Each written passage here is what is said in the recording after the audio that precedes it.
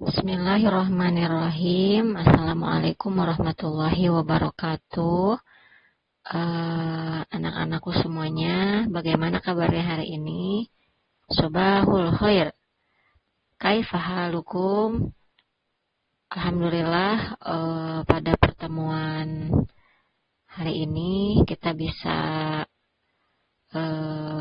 kembali membahas pelajaran bahasa Arab, yang mana untuk saat ini, pada kesempatan saat ini, Ibu akan menyampaikan materi bahasa Arab mengenai pengertian dan ciri-ciri isim. Baiklah anak-anakku semuanya, di sini ada yang sudah tahu apa pengertian dan ciri-ciri isim?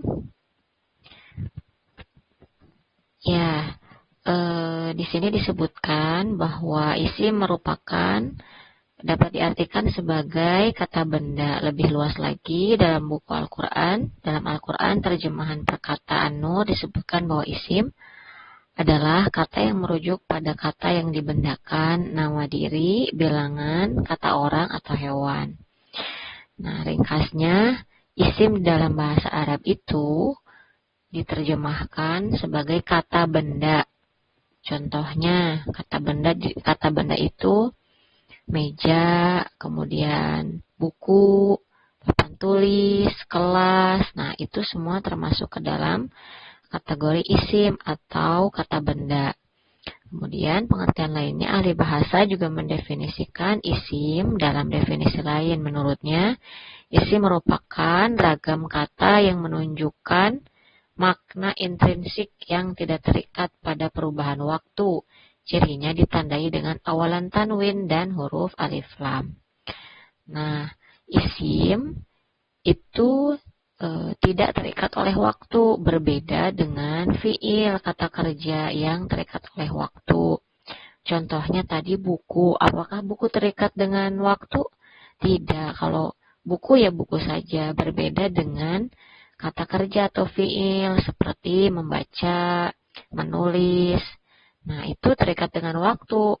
Membaca, kapan membacanya? Nah, kalau aktivitas pekerjaan itu pasti terikat dengan waktu. Tetapi kalau isim itu tidak terikat oleh waktu. Dan ciri yang lainnya itu adalah diawali dengan tanwin dan alif lam. Contohnya di sini seperti al-kutubu. Di sini al-kutubu itu merupakan termasuk ke dalam isim karena diawali oleh alif lam. Nah, kemudian juga contohnya misalkan kutubun. Nah, kalau kutubun itu belakangnya ada tanwin, itu merupakan contoh dari isim. Kemudian selanjutnya di sini ada ciri-ciri isim. Yang pertama, isim itu diakhiri dengan tanwin. Tadi sudah disebutkan ya, diakhiri oleh tanwin. Contohnya di sini ada rojulun. Nah, tanwin ini di akhir katanya ada tanwin lun. Rojulun termasuk ke dalam isim. Salah satu cirinya itu adalah adanya tanwin di akhir kata.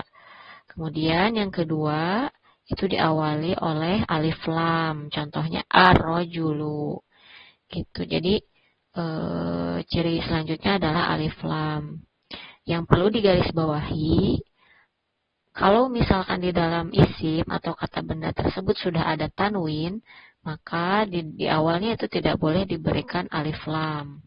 Ketika di awal kata sudah ada alif lam, maka di akhir katanya tidak boleh menggunakan tanwin, karena alif lam dan tanwin itu tidak pernah ada di dalam satu kata. Jadi mereka itu tidak pernah menyatu, harus salah satunya. Kemudian ciri isim yang ketiga yaitu didahului oleh huruf jar. Nah, di sini contohnya zahabtu minal bait ilal madrasah. Di sini yang termasuk huruf jar itu adalah ila. Huruf jar itu merupakan huruf yang mengkasrohkan kata setelahnya, yang berada setelahnya, ilal madrasati. Nah, maka ti ini kasroh karena diawali oleh huruf jar. Nah, setiap kata yang diawali oleh huruf jar itu merupakan isim. Contohnya di sini ilal madrasati. Al madrasati ini kata yang diawali oleh huruf jar ila. Maka al madrasati ini termasuk ke dalam isim seperti itu. Kemudian selanjutnya itu didahului oleh ya nida. Ya nida itu panggilan seperti ya Muhammad, wahai Muhammad. Ya Ibrahim, ya Ali, ya Rasulullah. Nah, kalau ada kata setelah ya nida, ya panggilan, maka kata tersebut sudah dipastikan itu merupakan isim. Contoh ciri yang kelima yaitu adanya mudhof atau kata yang dua kata yang saling berkaitan. Contoh di sini kurotal kodam. Kurotal kodam ini artinya adalah bola sepak ya, bola sepak. Nah, kurotal kodam ini merupakan mudhof karena dua kata yang saling terikat satu sama lain, tidak bisa dipisahkan. Maka sudah dipastikan bahwa kedua kata ini disebutkan mudhof dan termasuk ke dalam isim.